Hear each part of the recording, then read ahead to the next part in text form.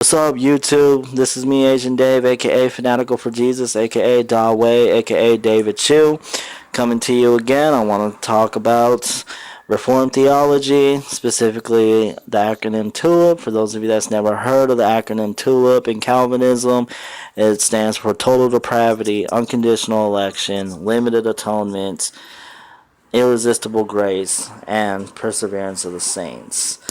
And as I said, I'm gonna focus in this video. I'm gonna focus on the U in the acronym TULIP, and that's unconditional election. And pretty much what unconditional election is, this is actually a pretty contentious topic amongst Christians today. It's pretty controversial because a lot of Christians, I don't know why a lot of Christians don't want to accept this. I mean, it boggles my mind. If you're a true Christian, you should understand that you're saved by grace alone, and your works don't contribute to your salvation whatsoever. But a lot of Christians seem like they don't want to accept that.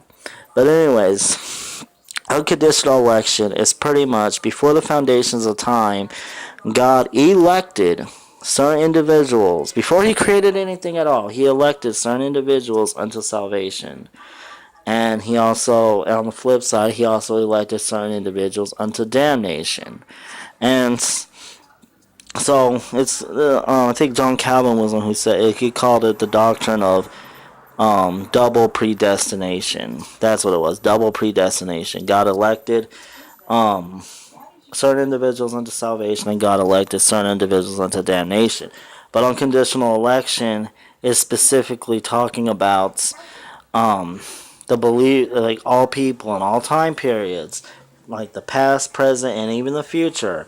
Talk about the individuals who have been elected unto salvation. It has nothing to do with anything that they've done. It has nothing to do with who they are or anything like that. It's solely based off of God's grace alone.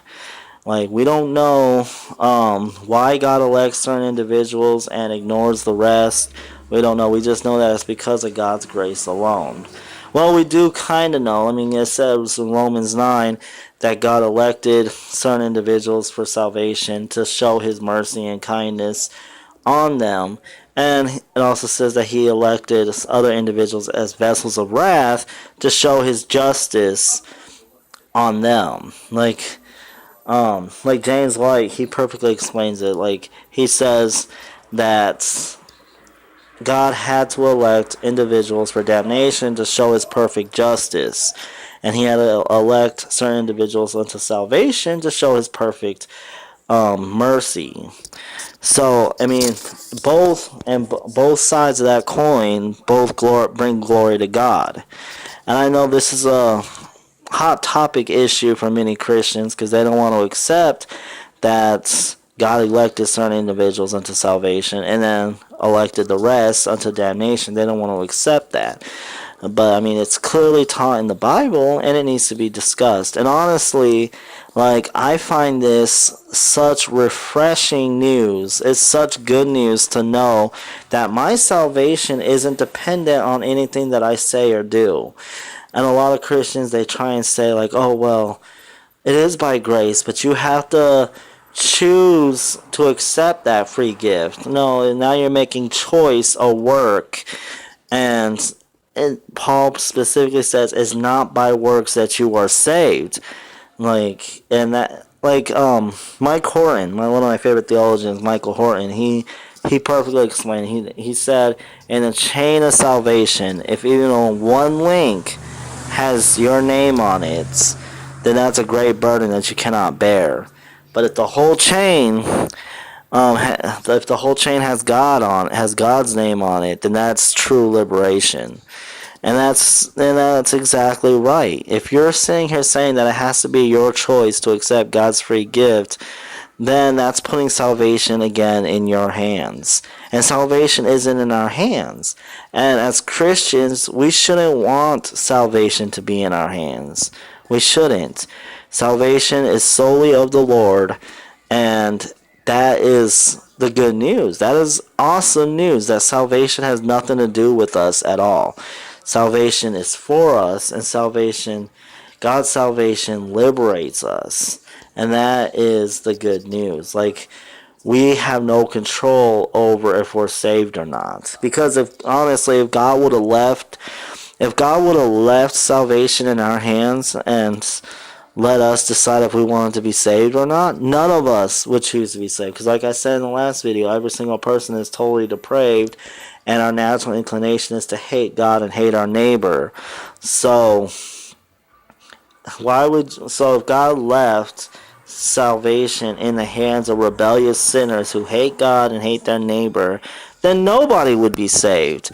So it's just purely amazing that God would choose to elect anyone, because he could have just left us all to suffer and die in hell. He could have just left every single person on earth to just burn in hell. He could have done that. But the fact that he elected anyone, that's amazing. That is truly amazing. Because he didn't have to. He didn't have to elect anyone at all. If he would have left every single human being to die in their sins and punish and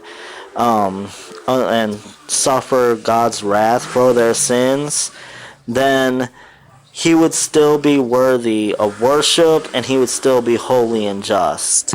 So even if God would have just let us all just burn in hell, he would still be worthy of worship, and he would still be holy and just.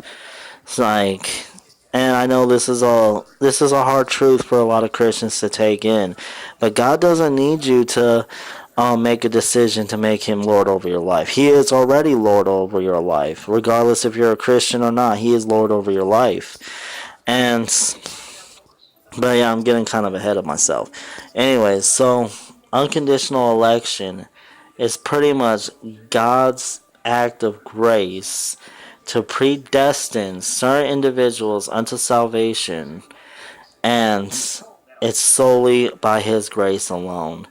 Like, it's his decision, and he can choose whoever he wants to choose to be saved. It's God. I mean, it's God who acts. It's not man who acts. I'm not a synergist. For those of you that don't know what a synergist is, it's someone who believes that God and man work together towards salvation. Monergism is God works alone towards salvation, and that's what the Bible teaches. Monergism. Like, God works alone in the act of salvation. And that is amazing, amazing news. Like, it really is. The Christians who try and say that they have to choose faith, they're just adding an extra burden on people that they can't bear. And honestly, I don't understand why anybody would want to do that. I mean, unconditional election is an amazing doctrine, and that is clearly taught in the Bible, and there's no way really around it. Anyway, so that's all I had to say about that. Stay tuned for my next video that I'm going to do on limited atonement. But for now, have a good day. God bless you, and stay awesome, Gotham. Deuces.